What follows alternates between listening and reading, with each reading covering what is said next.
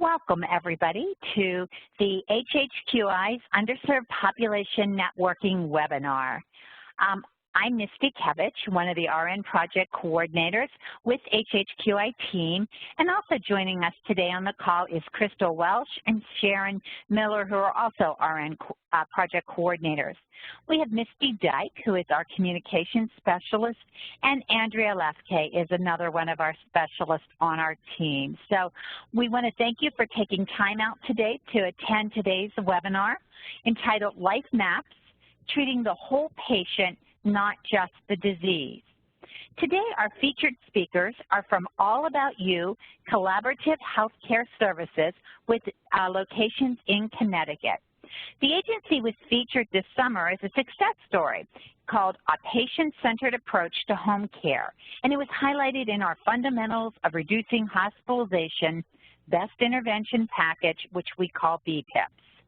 The success story really focuses on their innovative program that they have created to address issues and barriers of very complex patient populations. The Life Maps model was created and has been very successful for them in improving their outcomes, reducing hospitalizations, and emergency department visits. Today's session, there are 1.25 hours of nursing CEs, and we will give you information at the end. You will watch the webinar, and then you will be logging on to HHQI University to complete an eval and a reflective question. It will only take you 15 minutes. I'll tell you more about it, but I am so excited to introduce you to our two speakers today. Rick Sales and Yvonne Gamlin are RN, and she's an RN, are the owners for the managing partners of All About You Collaborative Health Services. So for 16 years, they've recognized the importance of collaboration across the continuum. Because of their focus on quality and patient-centered care, Yvonne and Rick have successfully developed an effective care delivery model that promotes collaboration across the continuum and supports their vision. Together, we can make a difference in the lives of our patients. Despite caring for those very complex patient populations that include behavioral health, the agency continues to demonstrate a decrease in their Medicare hospitalization rate below the national and state averages. In addition, they have obtained preferred provider status for several hospitals in their demographic region. They do have several offices in Connecticut. Yvonne began her career as a CNA, and then a few years later, she obtained her RN license and quickly became an RN case manager and supervisory roles within an organization. And about 2 years after that, she became the co-owner and manager of All About You Collaborative Healthcare Services. Now, over the years, she's been involved in many different legislative initiatives and a lot of collaborations within their state. They are looked at as very innovative leaders within the state of Connecticut and nationally. Rick has began his career in home health related to finance. He joins with Yvonne as the co-owner and managing partner of the agency. He brings to the agency his strong financial and technology experience as the agency CFO. He's very active in his community, including supporting local breast cancer awareness initiatives, the Senior Center, and also the Chamber of Commerce. And because of his honesty and integrity, he has gained the respect of both employees and colleagues alike. So it is this strong collaborative and continuum that they continue to excel within the organization. So I'm going to turn over the presentation to Yvonne and Rick. Thank you very much for that description. I appreciate this. So Life Maps is a patient-centered model. We plan ahead, not in crisis. Life Maps is a model which focuses on treating the whole patient, not just the disease. In order for an individual to be successful in reaching optimal wellness, personal support, safe living, psychosocial support, and community support must be in place. Life Maps model here, the personal support can be a family member, paid help, an elder law attorney, a financial advisor, state advocates, agency on aging. Safe living support can live in at home, a paid family support, assisted living, skilled nursing facility, senior living community, and the psychosocial support can be a senior center, a veteran center, a church, a senior outreach program, support group, or it can be a group that helps with depression, anxiety, or PTSD. Community support is home care, Medicare certified, MD specialist or disease management clinics, and Medicare B house calls. It's the organizations that are within the community. What is a personal support person? It may be family members or close friends at the age 18 or older, or who are designated by the patient as a primary source of physical, psychological, or emotional and spiritual support. They are patient advocates who are treated as an active member of the healthcare team. They may provide with patient information or may act as the family spokesperson with permission from the patient. They may visit or live with the patient, may learn skills to provide hands-on care in the home. They may shop for specialty diet food or may pick up prescriptions, assure that the patient's overall needs are met, support the health education needed to reach or maintain the wellness, assures other parts of LifeMaps supports are met. Professional support services such as legal advisors, financial advisors, and state advocates are available for further assistance. What is a safe living support? It's based on the level of care needed. Private pay or family support can be 1 to 24 hours. A live-in can provide 24-hour care. Private pay live-ins usually require 8 hours of sleep. If around-the-clock supervision is required, 2 12-hour shifts would be necessary. Long-term care insurance will typically pay, otherwise it is a private pay service. Assisted living facilities provide care that may be paid for based on the level of support required. You may hire private pay, live-in, or shift care in addition. Home care that is covered by insurance or Medicare may also provide long-term care insurance may be subsidized. Skilled nursing facility is typically paid for by the insurance. While important, it's still being made. Long-term care insurance typically pays all or a portion. Senior housing may be subsidized by the Department of Housing and Urban Department, HUD. This may be less expensive than the above, but it does require private pay support if required. Home care paid by insurance can also be provided on the intermittent basis. What is psychosocial support? A change in health for an individual can cause challenges with everyday social activities. It is important to have resources for basic health care, but it is just as important to have resources to support one's psychosocial needs. Regular socialization is necessary for optimal well-being. Psychosocial support is provided within the community for anyone with a need, including veterans, individuals suffering from mental health, and seniors. It helps individuals and communities to heal psychological wounds and rebuild social structures after significant change in health. Early and adequate psychosocial support can be support those who suffer from depression, which can be caused by a significant change in health. Improve overall health. Help individuals cope with life stressors and resume their normal lives. Meet individual and community identified needs. What is the community support?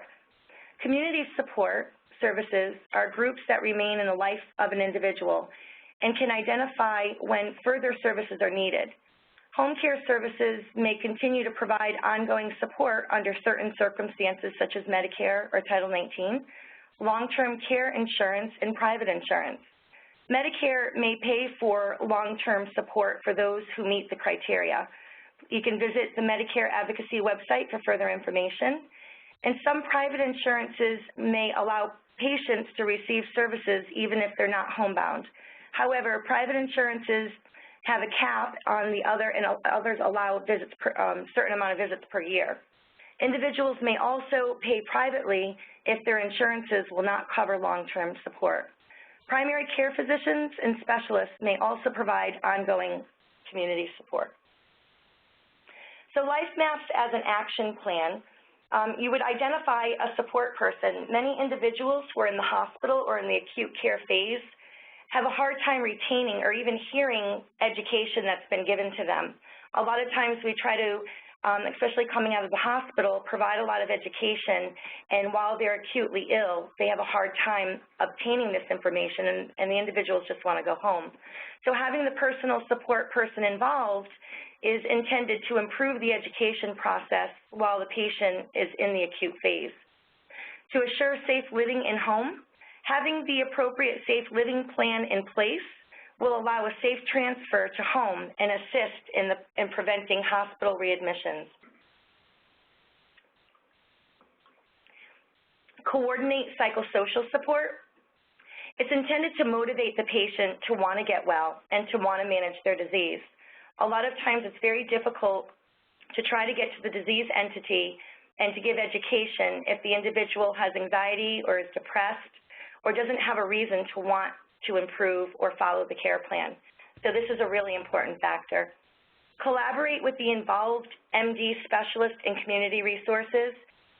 Communication and collaboration with community resources, especially the physicians, upon admission and even discharge or when there's a change in condition, is significantly important. It ensures early identification and implementation of resources to promote continuity of care, and allows the patient to be monitored long term. This is a form that we have created and developed that you can actually write in the patient's name and identify the personal support person. In All About You, we actually add this to our 45, which is our care plan, and we identify if the personal support person is the first person of contact or is it the patient. This form can also be left in the home with your patient education or in a binder, and this is information that can be left with the physician's office. When completed, you have the full support that the patient requires. This is a map that we utilize for transitions. Life maps can take on a lot of forms, but most importantly, for transitions from a hospital to home or from a facility home, Life maps' purpose of having the personal support in place is to help with the coordination of all of these resources. When going from the hospital home and you have a personal support person to help the patient, you can give a clear plan and the support person can help that individual with this process. We also assure that the safe living, when going from hospital to home and dealing with home care, what DME supplies are required? Does the patient require oxygen? Do they require a lifeline? What type of safe resources, once identified that they're going to go home, need to be implemented within the home to keep them safe, free from injury. The psychosocial support, once they get home, is identifying first, have you had the right resources or connected the patient with the right resources to help them with the anxiety or depression that a lot of the comorbidities may cause, the change of their lifestyle. So usually social work or OT and working with the physicians can help with that resource. And then going one step further, what is the patient's interest? Do they enjoy the senior center? Do they enjoy the church? Do they like gardening? How can OT or social worker actually help modify a psychosocial plan for the patient if they're no longer able to, because of their disease, manage their diseases, able to reach their hobbies? And then the community support, identifying all of the physicians in the patient's life, all of the community resources. It's really important to collect information from all specialists. Many individuals have multiple comorbidities, therefore they have multiple specialists. I have an example of an individual that we utilized our Life Map plan in home care for an individual, a medical patient that had COPD, pulmonary edema, hypertension, PVD, insulin-dependent diabetes mellitus, macular degeneration, and he was the main caregiver for his wife. This patient had a history of frequent hospitalizations for exacerbation of COPD and pulmonary edema. We first identified the personal support individual, which was two of them. There was the granddaughter and the daughter. The patient was very independent, and like most of our patients, they did not want to put the burden on the granddaughter or the daughter. So when the granddaughter and the daughter came to the bedside, we were able to explain what their role would be, what the patient would want their role to be, and what they wanted to be a part of. And it was just clear explaining to the patient that while he was in the acute care phase, his worries were to be about how he can improve his health and give us the information while his family members can help us coordinate and maintain the information. The next piece was the safe living. He required oxygen, a walker, a cane, a lift chair, lifeline. We needed to provide education on a safe diet. He was high risk for aspiration, and he was eating peanuts and a lot of sodium. The caregivers put in the home. We also coordinated with Agency on Aging to get caregivers to put in the home so they can help him with his wife, which would help him be the husband and focus on his own disease process. The psychosocial support, he liked to play cards, and he was a veteran. He verbalized that he was anxious quite often, but as the nurse was working with the patient, they identified the amounts of prednisone that the patient was on for his pulmonary edema and COPD played a high role in causing a lot of this feeling of anxiety. That was communicated going into the community support with the multiple physicians that were involved with this patient, like the pulmonologist, the cardiologist, the primary care physician, the vascular doctor, and the endocrinologist. So at the end, after all of this was pulled together, with the family guidance and the social worker, they found him a group within his community who actually played cards. It was a veterans group. But like most individuals, this gentleman did not want to just go into a strange group. So the family worked with someone within that group that actually did an outreach and visited the patient at home, which made the patient comfortable to meet somebody within that group, and later on, once he was stabilized, was actually able to get out and attend these groups once a month or even more frequently and play cards. The safe living, the private caregivers were in place to watch his wife and take care of his wife and help with specialized meals, which resulted in decreased sodium intake, which decreased in COPD exacerbations and pulmonary edema. The next piece was the psychosocial, was the anxiety and the veterans group and the cards, speaking with the physicians about the prednisone and working with a plan to help lower this gentleman's feeling of anxiety. And once he knew what was causing the shakiness and the anxiety, he was able to work with this. The family being involved and hearing what his interests and what he really enjoyed then also began taking him to Foxwoods once he felt better. The community support, he continued with one time of nursing through the home care agency, and all of the nurse would coordinate all of the physicians that were involved with this patient. He went from going once a month to the hospital to every other week to 0 hospitalizations. The next patient I will present is our behavioral health high-risk population patient, which is about 75 to 80% of our population that we serve. Primary diagnosis of this patient was cancer of the neck and tonsils. The patient received a radical resection. He had a G-tube in place. He was totally NPO. He had COPD, chronic pain. He had a fall, which resulted in having an open reduction internal fixation of the left elbow and fractured 3 ribs on the right side. The psychiatric diagnosis was bipolar, anxiety, and depression. The patient had a significant history of hospitalizations, frequent hospitalizations. He was also had opiate abuse and benzo abuse. He was verbally and physically abusive to his wife. This was a very angry man. Due to many of the hospitals where we do not conduct bedside assessments at the behavioral health floors, so most of the conversations were happening over the phone. This patient has gone through several home care agencies which refused to take him back. The report that we received from the last home care agency was the patient was non-compliant, he was very angry, and he would not allow anyone in the home. Our psychiatric supervisor had contacted the patient, and with the first call, he refused. The supervisor asked if he could make a follow-up phone call. With over a week's time, the supervisor gained the trust and the rapport with the patient, able to communicate over the phone. The patient finally, after a week and a half, had allowed the supervisor to come to the home. The supervisor brought the nurse along with him, We were identifying the personal support person as his wife.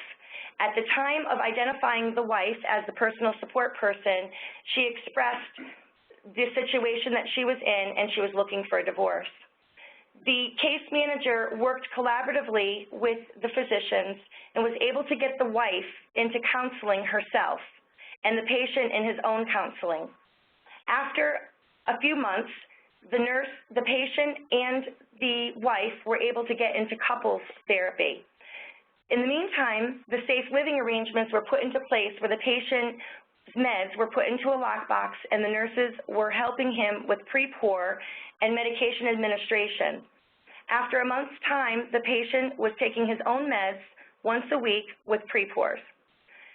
Eventually, the patient was doing his own medications with the support of his wife and coordinating with all of his physicians, the oncologist, the psychiatrist, the pulmonologist. They were being taught on how to collaborate all of these resources. For the psychosocial support, it was the counseling that both were put into and then eventually into couples therapy. When asking the patient what it was he was so angry about, it was the change in his disease management. It was the change in not being able to eat any food by mouth. It was not having control over what he was facing during his health. The only control he had was the medications at his fingertips. But through counseling and frequent meetings, the patient and the wife reconciled. The patient's health started to improve. He then received a swallow study and was able to have the nurse, the medical nurse, and the psychiatric nurse conduct a joint visit that resulted in education on his modified diet, and the one thing the patient wanted to have was his Cocoa Puffs. So warm milk and crushing the cereal, he was taught how to have his Cocoa Puffs. In 1 year's time, it took a year's time to pull this process together through full life maps. The patient and his wife sold their house in Connecticut and moved off to Florida. A few weeks back, the patient sent a picture of him and his wife in the pool, and it was a success story of goals met. Life maps can also take in a process of community support. So we have a community collaborative program. All About You is involved in a few of them, but one that is my favorite is the Healthy West Haven Collaborative. We had developed a website for this community utilizing the Life Maps model. So a lot of the individuals who come to this collaborative were professionals and community groups within the community. This collaborative developed a COPD program, a faith community leader, a mental health leader, and a senior leader. And across the top, we have the personal support. So any of these professionals that needed to find a personal support resource within the West Haven community, they were able to click on this tab, and if you see down here are a list of all of the resources, and if you click onto the actual website, the name, it'll bring you to their website. So, yep, and then going back, we, if you go to the top, is the safe living support. So within a community, a list of all the safe community support are all of the resources within that West Haven community that are home care, skilled nursing facility, a live-in group, just as it would provide. And then at the top, if we go back, you can actually see the psychosocial support and, of course, the community support. So this is Life Maps in the form of a community model, which has been quite successful for physicians and community professionals to organize the resources that they need within their community utilizing the Life Maps model. And thank you very much for your time. This was the presentation for Life Maps. Maybe we can open up for some questions.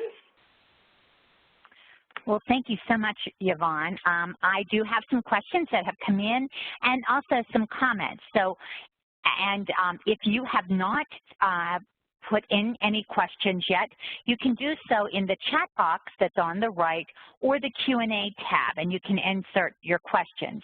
Do go ahead and put those in. As soon as you think of something, we'll entertain as many questions as we have time for. I do want to make a couple comments before I start providing a couple of the questions. I loved when you were just taking a look at the West Haven, and it may have been on other slides, but I missed it. I love the quote at the very top, plan ahead, not in crisis. And I think that's a very telling story of what happens in home health, especially the population that you deal with, the very complex, those, I hate to say it, but the train wrecks that you get on Friday afternoon are, you know, sometimes the tip, correct? And so planning, even for patients that may not be in that train wreck status, is really being very proactive rather than having to react. So maybe you could start there with maybe a comment or two. That's how it started. Oh, sorry. Go ahead. Yeah, that's how it started. We had, you know, having those patients that were coming out, and they would come out in crisis, and we needed to pull together all of these resources.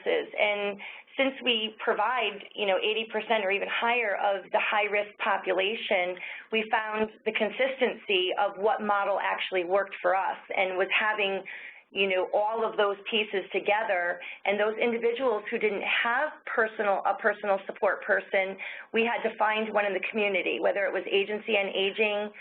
There's a lot of resources within Connecticut that we pulled together, but we went to our aging resources to find a case manager and someone who can help the patient and walk the patient through this process. Perfect. And what I also found, another key thought, again, I would like to talk about before we go to some of the Q&As, I just came back from Michigan, the state of Michigan, and doing, some of our team did a workshop there related to motivational interviewing, and that was a piece of what we were doing. And we were really trying to explain that many times there are barriers, and your patient might not appear to be non-motivatable, I guess that's not even a word, but unable to motivate them, or just do not see any vision of where we could go positively with a patient. So if we start to use some skill sets, and I think home health providers are awesome at doing this because we're in the patient's home, we can really see things that are happening, and we're good investigators, but we have to learn sometimes to dig deeper, looking for those basically Maslow's hierarchy of those basic need issues or safety issues, because the patient cannot work towards self-actualization or patient self-management until we can address those. Not that we can't start working on them, but we have to address those elephants in the room, and sometimes we don't know what those are. But by using, you know, a lot of open-ended questions, we start to learn, you know, through between words, looking around, we can learn a lot about our patients. In a lot of cases, those patients that do not look like you could motivate them or do any patient self-management, it's really because of those basic needs. And is that what you have found? Absolutely. You know, when we first were getting all of these patients that, you know, a lot of agencies were sending over to us because we were basically the last road, we had to stop and ask why. You know, not just that the patient is non-compliant or the patient is not making it to their doctor's appointment or not going to their pulmonary rehab, and they can't get their meds refilled if they don't show up at their doctor's appointment. We had to stop and ask the question why. You know, why are they non-compliant? And, you know, as many will be aware of, that depression, clinical depression, can actually physically lock an individual. You know, they can't navigate their taxis or their rides or pick up the phone and call someone. They're barely holding on to the end of their rope. So as caregivers, your number one process is to develop the trust. And that may take weeks. It may take a long time, but don't give up on them. Call them, wait for them. You know, find the right person who has the ability to develop the trust, because trust is your number one skill. Absolutely. The mutual trust is the key in making any inroads with disease management, patient self-management, and I think, again, home health is the perfect setting. We're on their turf. We are really involved in helping to make their lives better. Correct. We do have. Good. We have several questions that I do want to get to. I just kind of wanted to throw that in. Keep sending your questions in. They're very good. We're getting some really nice examples as well, and people are thanking you for the presentation and the information. And actually, while I go to ask these questions, I'm going to go ahead and go back to one of your slides. So let me just go back, because I think it'll be easier to look at this slide. Give me a second. I believe it's 4, yeah. I think this was a really good picture, and there is the plan had not in crisis. I missed that because I was busy looking at the points. So here's one of our questions. You've mentioned that you place the form, and that would have been, see if I can move to that one while we're talking about it. Oops, sorry.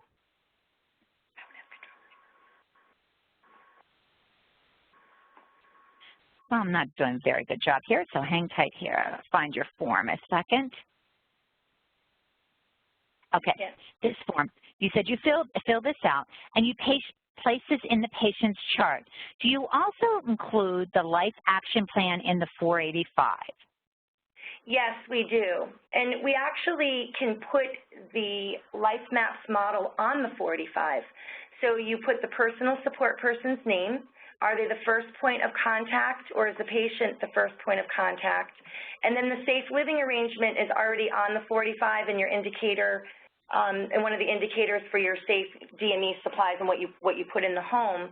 And then the psychosocial support is usually listed within your summary that indicates what the patient's interests are, but it can also indicate a part of your diagnoses, if it's anxiety or depression, working with the physicians and what you're going to do for the psychosocial support first. And then your community support contacts, that's really important. That's a list of all of the physicians that are in the life of the patient and their phone numbers. We also include their appointments in their summary. So if they have particular appointments that they have made upon an admission. And then we also place this on our discharge summary so the physicians are aware of how they're left and what was pulled together. Excellent, and these are great communication skill sets to show, again, that crossing the transition of care for everybody. That's excellent. I'm going to pick up on a comment you said there, but I'm going to go ahead and flip back to your model on slide 4 here. The question came in and said, what if there's not a caregiver? And I'm going to throw that out to you. That happens a lot, especially with our behavioral health population. There isn't always a personal support person. So we ask the person first, though, is there somebody that they trust, someone who's willing? And if there is not, that's where, like in Connecticut, we have our agency on aging to see if that individual qualifies. There's also different advocates that are involved within the community that we look for. There is, with the agency on aging, they have their case managers, and we partner with them. There's the paid help. We try to do our best, and a lot of times it could also end up being that liaison. So the liaison is there at the bedside going through the education and then follows the patient home. It's not always fitting in a perfect little square, and home care usually doesn't, but we do our as much innovation as we can to find that person or to find a resource within your community that can help that person with the education. Wonderful. And I'm going to make another comment here. I think looking at your West Haven site is an example, and we did get a couple comments about how that was a wonderful site. And I think what stands out to me, too, is the sharing of the community resources. It's an active, it's a live resource that's available to your whole collaborative. And when there are a lot of agencies that may have a list of the community resources, but they're not kept up to date. And we have a lot of agencies that are in the rural settings that have difficulties in getting social workers, or they have to share social workers amongst a couple agencies. And so, you know, as a nurse, if I had access to something like that, I think I would be able to better service my patients if there was a lack of a social worker. Correct. Okay.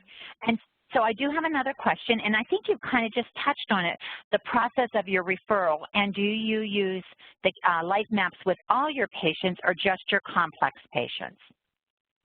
We started with our complex patients, and we've integrated it now agency-wide with all of our patients. We even utilize it for our pediatric program. Oh, wonderful. Another question, kind of going a little bit further into that, they said, you've mentioned that you've decreased your hospitalization rates. Has LifeMaps made any progress with your emergency department visits in reducing the rate? Yeah, right, and that we are working, it's so new right now, it's very difficult with the behavioral health. It's actually breaking the behavior. There's a lot of different resources or reasonings why our behavioral health population frequently frequent the ER. So I think that's where we're going to be working collaboratively with all the community resources to try to change that behavior. Wonderful, wonderful. And it is an ongoing, evolving program. You've made such great strides in such a very short period of time, so it's very exciting. Thank you. And so I'm going to take another direction here with our next question. So how does your interdisciplinary team work together with each other utilizing the LifeMaps? Do you leverage your social worker a lot? And also they could tell that you use your community services a lot as well. Yes. Coming from transitions, it's the liaison or the individual doing the bedside assessment that will start the LifeMap process right at the hospital bed. When the patient is home or we have a referral from right into the community, it's the case manager upon their initial assessment that will start collecting this information. And the social worker and the occupational therapist play a huge role with the psychosocial support. The safe living support can be the physical therapist, occupational therapy, nursing. It's a multidisciplinary approach. And of course, the community support is led by the case manager, but the therapists involved have a role in that as well. Wonderful. And we have another question related to the website, and we know that was an example of one that you had as a collaborative for the community. Can patients access the website they couldn't remember if they were able to, and if there were resources for them, or is it only for clinicians? No, that is a public website for West Haven, but anyone, it's been up on LinkedIn within their group, and it's been on their Facebook. So the patients can access it if they can, navigate, the ones who navigate who are IT experienced. But it's utilized for anyone, actually, the physicians, the community, and the professionals. So anyone can access that website. Great. And I think it's ideal for caregivers. I know I'm always a good proponent for even caregivers that live a distance away. Like my dad's 2 hours away, but, it's ideal if I would have information, being a distant caregiver, to be able to help support him since I talk to him on a daily basis. So it would be a really great resource of having that for patients' families that live across the country. Absolutely. And those that we've identified through needs assessment surveys, such as transportation, that was the most difficult for individuals, we actually created a transportation tab in itself. So yes, we try to make it as user-friendly as possible. And I'm glad you brought that up, because transportation is one of the critical areas or barriers that we find in healthcare for a lot of areas, both rural and urban. And I know you guys are very innovative, but it's a very difficult task to improve transportation, and you have rural and urban areas in the state of Connecticut. Can you talk about some of the maybe unique things that you might have tried or things that maybe didn't work so well? Yes, we actually teamed up and worked with an APRN house call program. So we have the APRNs that work with the physicians to actually come to the patient as opposed to the patient needing to get out for those who are really bedbound. And we've had, during our collaborative, the Healthy West Haven Collaborative, this isn't our collaborative, this was something that was pulled together by the community and led by Kathy Tynan. They were actually able, McKiernan, they were actually able to form the tabs, so they had individuals come in. So if you look at those tabs and all of those resources underneath it, those speakers have come in to speak. So we've had like Logistic Care and different organizations that provide transportation. They come in and do education on it, and we utilize it as a home care as well, as a new resource once they come in and educate our staff on that topic. Wonderful, wonderful. And there are a lot of, religious, organizations. There's a lot of interfaith organizations that can also be reached out to. We just kind of, sometimes we're in that crisis mode and that reactive mode that that planning and having the resources available makes, it's a map. I mean, it would really be very beneficial for agencies. Exactly, and that's what we've found, because when our nurses are dealing with an individual in crisis, to try to find resources at their fingertips, we do have wonderful resources like 211, and we utilize that, of course, but this is a little bit more individualized to each town or city. Great, great. And how do you find your clinical staff satisfaction with the LifeMaps model? I feel that, like most agencies, our staff is wonderful. They love pulling this together, but, it's hard to capture in documentation. So honestly, we're working. I mean, this is evolving as we go. Exactly. So as we were having them documented on the 45, we just recently realized, well, we need to also have this on the discharge summary. So it evolves as it comes along, but they find it to be very resourceful for their patients in the area. And it helps, the social worker also helps guide them. And I think from a personal satisfaction, I know the story that you told about the gentleman and his wife being able to eat the food that he wanted, and then ended up moving to Florida. And that was a couple that was going to, separate and divorce, and it was through discovering those barriers, creating, a good plan. So I know as a healthcare professional, it would give me such great self-satisfaction in the work that I'm doing. Absolutely. I mean, I feel we were really lucky with this particular individual, because some of them just have that story that doesn't end well. But this group, this couple had faced for years this terrible situation, and really putting it together in a map kind of identified, she needed to find out what he was going through, and they both needed counseling. So focusing on that psychosocial support sort of pushed the nurse to have the insight to speak with the physicians and put this suggestion in place and work collaboratively with the community resources. Okay, and I have another great question that came in, and how is the funding obtained for this wonderful multidisciplinary approach to keeping patients out of the hospital? Is it funded through cost savings? We have not gone down that route. We've just utilized it. This is the first time we're actually sharing this publicly. This is just something that worked for us internally. So Home Care, our agency, has just implemented it as a personal model for our agency, and it worked. So this is why we would like to share it. So it can be done under the regular home care payment system, and you're going to you're improving patient outcomes, not just hospitalizations, but I'm sure I know you've done a lot of work with COPD, because you've worked in a nice collaborative with your state Quinn and QIO in the past, correct? Correct, yes, and we've worked with different foundations like the COPD Foundation, and yes, COPD is definitely our specialty that we're working, especially with this model, and it's had significant outcome, because COPDers are a little bit more integrated, and they have introverts, and they have, depression, anxiety. So pulling this map together for someone who has COPD has shown us the most significant outcomes of all of our diagnoses. So, and then this can tie into any of your disease management that you might specialize for, from a home health perspective.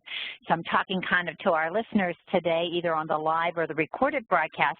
So the more that you're able to utilize tools, resources, models that work to improve outcomes for patients, it becomes even more cost effective because you're going to increase your referral base as well. You know, starting with the very difficult patients, that's how your agencies really got an inlaid, and now you have a wonderful collaboratives with many of your referral partners, correct? Absolutely, and the end point of all of this that is also significantly important for a patient-centered, but is that we're not all specialists in our field, so it's really important to collaborate with your community resources. Knowing what community resources are out there and what insurance will pay for and how you can help the individual, you know, nurses need that at their fingertips. To help those professionals actually either come in the home or teach the nurse so they can provide the service. Yeah, and I have another question that may fall right from there. It just came in. Are the services time limited? And I'm not sure if that's enough information for you, and I can ask for more clarity if need be. You're still within an episode of care, right? We are. So, like, LifeMaps can take a model from anything. It can be a hospital model. It could be a skilled nursing facility model. It could be a home care model. It can be a private provider model. It's just a model that can be used as long as the patient requires it. If the model is there and family members can look at this and say, okay, what do I need to do for my family member? How do I keep them home, or what do I need to do? If you look at this just sort of as a guide to help pull together the resources that you need, there is no time to it. It could be ongoing, it could change. It's just sort of a map to help guide you to pull all of these unbelievable amount of resources that are in the community that can be overwhelming in perspective. Great. And now here's another I love these questions that are coming in, so please keep them coming. We'll take a couple more because we keep getting a little deeper here. So did this service model attract any ACOs in your area? Yes, it has. We've worked with, you know, we're working with ACOs, and we've been doing this for the last 16 years. Our name is All About You Collaborative Healthcare Services to Survive, to take on those high-risk populations. So this type of patient is the patient that is costing the most money. And so if we can take this model and help those ACOs, we are definitely at the table and proud. Wonderful. So again, you know, you're using resources that are allowed within the home care model to take on those most difficult patients. And as you expand territories in home health, that's usually the type of patients that you get, but you build upon this success. And it's really important to come back and continue to share that success back to that referral service, and that's going to continue to build and then continue to leverage. We know that Medicare, CMS is mandated hospitals by next year, 2018, that they have to have 50% of different payment models. And so we're going to be seeing more of the bundled payment models. We already have several out there already. We're going to see more ACOs. We're going to see lots of new models of care. So you have to make yourself different. Our patient population isn't going to get any easier. They're going to get more complex. We have over 10,000 new seniors each and every day with the baby boomers, and chronic diseases continue to rise. So, you know, the LifeMaps model to me is really a good win-win in trying to continue to expand and stay with the future and expanding an organization, or something similar to it, but this was the model that you developed based upon the needs that you saw and the barriers. Correct, Yvonne? Yes, our team, you know, we have a great leadership team here that as time was developing and we needed to implement different resources, we just had this vision and said, you know what, this is the commonality of the resources that we need to pull together. We're trying to educate patients in an acute care phase, and it's just not going anywhere because they're acutely ill. They don't hear what you're saying. And we have to be able to make sure all the resources are in place to keep them safe. And if you want to get them better, what makes them happy? What drives them? What's the psychosocial support that's needed? So yes, absolutely. Wonderful. Well, thank you, guys. Hang tight. We're going to cover a few more slides, and if we have a minute or two, we'll handle another question. But I think we've handled lots of really good questions. Thanks to everybody that sent in questions. We do want to tell you a little bit more about some resources that can go hand in hand as you deal with this difficult population. We have an underserved population's best practice intervention package. As I mentioned, they're BPIPs. They give you, that one is a very extensive package. It gives lots of resources related to many different factors on underserved patients. And also our Fundamentals of Reducing Hospitalization BPIP that came out this summer is also a good resource for you. We're very excited. I think this ties in beautifully, and it was not planned that way, that our next underserved population is January the 19th at 2 p.m. And the Allegheny United Cerebral Palsy Service Coordination in Pittsburgh, Pennsylvania is going to be our presenting, and Tina Trimbath and Tammy Rhodes are going to be our presenters. And we're going to learn more about how to leverage those high-quality community-based services to improve patient outcomes and reduce hospitalizations for patients. Now, Yvonne just talked about that's a critical piece of the Life Maps is using the community services, and there may be many in your areas that you serve. But learning to recognize and search out for those that are higher quality that are working on improving patient outcomes, working on reducing hospitalizations is really going to leverage a greater partner and greater successes for you. So we're going to learn lots and lots about what they're doing. There is in the slide deck, you can register now by clicking the link, and we also have a subscribe to our HHQI's mailing list. We have an underserved population mailing list, but we have many others. We don't want to bombard you with information. We keep it very limited, and we've made it so that you can pick and choose what you want. It's somewhat newer, so we wanted to include that in the slide today as well. Now, for the CEs, for continuing education, there are the free 1.25 hours of nursing CEs, and you have to go to HHQI University. You can click on this link, or you're going to be sent there as soon as we leave. You're going to have about 15 minutes worth of activities to finish afterwards, and I'll tell you exactly what it is here. You needed to watch this webinar, which is an hour, and if you're watching live or even the recorded, you just did that. You will have to register for the course in the university. If you've never taken any one of the courses, you'll have to do a simple registration. I believe it's 4 or 5 questions, very simple. And once you're in, you're going to be able to register for the course. You're going to complete it, which is like a couple, just a welcome. Make sure you watch the webinar for an hour. You're going to get sent immediately to an evaluation that's built right in, a couple questions there, and you'll have a reflective question. Just think about what you heard today.